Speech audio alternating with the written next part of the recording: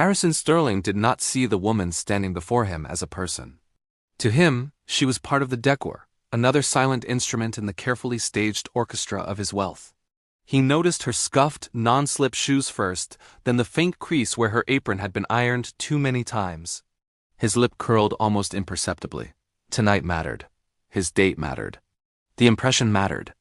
And humiliating someone beneath him, Harrison believed, was the surest way to demonstrate his altitude. He did not know that the woman holding his menu had once debated syntax with the finest linguistic minds in Europe. He did not know that she spoke 4 languages fluently, understood 6, and could dismantle a sentence with surgical precision. Most importantly, he did not know that arrogance, when stretched far enough, eventually snaps. The air inside Lironi shimmered with old money and newer pretensions. Crystal chimed softly. Truffle oil drifted through the room. Conversations were conducted at volumes calibrated to suggest importance without appearing vulgar. To Sarah Bennett, it smelled mostly of fatigue. At 8:17 on a Friday night, the dinner rush had hardened into chaos disguised as elegance. She adjusted the waistband of her oversized slacks pinned discreetly beneath her apron and lifted a carafe of iced water. Pain flared through her left arch. Her shoes were dissolving by degrees, much like her savings. "Move, Bennett." Charles Henderson, the floor manager, materialized beside her like a disapproving ghost. "Table 1. VIP. Do not improvise. Do not linger. And whatever you do not embarrass the restaurant." "I won't," she said calmly. At 26, Sarah had perfected invisibility. Guests saw posture, not person. Service, not sacrifice. They did not see the academic who had once been a doctoral candidate at the Sorbonne. They did not see the thesis that had nearly secured her a fellowship in Geneva. They certainly did not see the phone call that ended it all, the stroke, the hospital corridors, the invoices that multiplied faster than hope. So she traded lecture halls for linen napkins and learned the quiet endurance of necessity. The oak doors opened. Harrison Sterling entered like a man accustomed to thresholds parting for him. His navy suit was tailored to advertise discipline. His watch suggested he owned time itself. Behind him walked Jessica, luminous in red, her posture already apologetic. Sarah approached. "Good evening. Welcome to Lironi. My name is Sarah." "Sparkling water," Harrison said without looking up, "and the reserve wine list. Not the tourist version. Of course. And for you, miss?" "Still water," Jessica said gently, offering Sarah a small, conspiratorial smile. As Sarah turned, Harrison spoke again. "Wait, make sure the glass is actually clean. Foggy stemware ruins the experience. Standards are slipping everywhere. I'll inspect it personally," Sarah replied. He dismissed her with a flick of his fingers. "You have to be firm with them," he told Jessica. "It's a power structure." At the service station, Tanya the bartender leaned close. 5% tipper. "Sends wine back for sport. I'll survive," Sarah said. But she felt it already, the familiar tightening in her chest that came when someone decided she existed for their entertainment. 20 minutes later, Harrison swirled a glass of Chateau Margaux beneath the chandelier. "It's corked." Sarah paused. She had opened it herself. The cork had been flawless. "I'm sorry you feel that way, sir. It may benefit from a moment." His palm struck the table. "Are you arguing with me?" The dining room quieted by instinct. "I'll bring the sommelier," she said. "No, take it back, and bring the menu again." "My appetite has vanished." In the kitchen, the chef tasted the wine and exhaled sharply. "Perfect bottle." "Don't let him bait you." When Sarah returned, Harrison studied her with open amusement. "Tell me," he said, "do you speak French?" "One expects authenticity in a French establishment. I'm familiar with the menu." He smiled thinly. "Let's test that." Then he launched into French, not the living language, but a theatrical relic stuffed with archaic constructions and exaggerated consonants. "Listen carefully," he sneered. "I want the duck only if the skin shatters like glass. And bring a wine that does not resemble vinegar. Do try to keep up." He leaned back, satisfied, waiting for confusion. Instead, Sarah grew very still.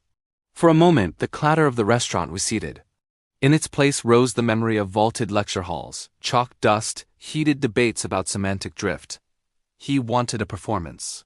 Very well. When she spoke, her French flowed clear and luminous, each syllable balanced with scholarly ease.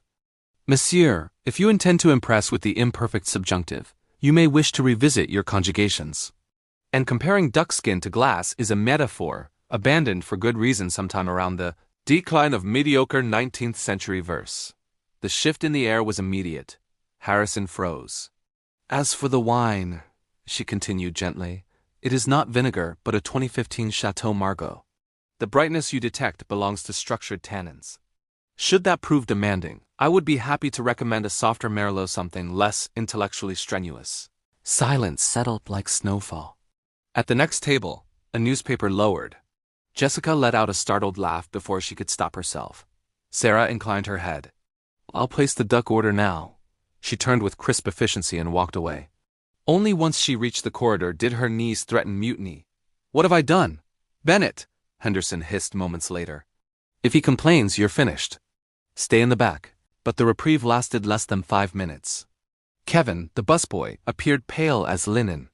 He says you stole his credit card. He's calling the police. Sarah felt the world tilt, then steady. She untied and retied her apron, armor. When she stepped back into the dining room, Harrison stood at its center. Search her, he barked. I won't be robbed by staff. I did not take your card, Sarah said evenly. Empty your pockets. Before she could answer, a chair scraped softly across the floor. An older man rose from the shadows and approached with unhurried authority. That will be enough, he said. Harrison scoffed. Stay out of this. I believe your card is in your inside jacket pocket, the man said. The left one. You touched it twice while staging this spectacle. A flicker of uncertainty crossed Harrison's face. Cameras were already lifting, he checked. The black card emerged between his fingers. A collective breath moved through the room. A remarkable recovery, the older man said dryly. Almost as if it were never lost. Jessica stood. I'm leaving, she told Harrison quietly.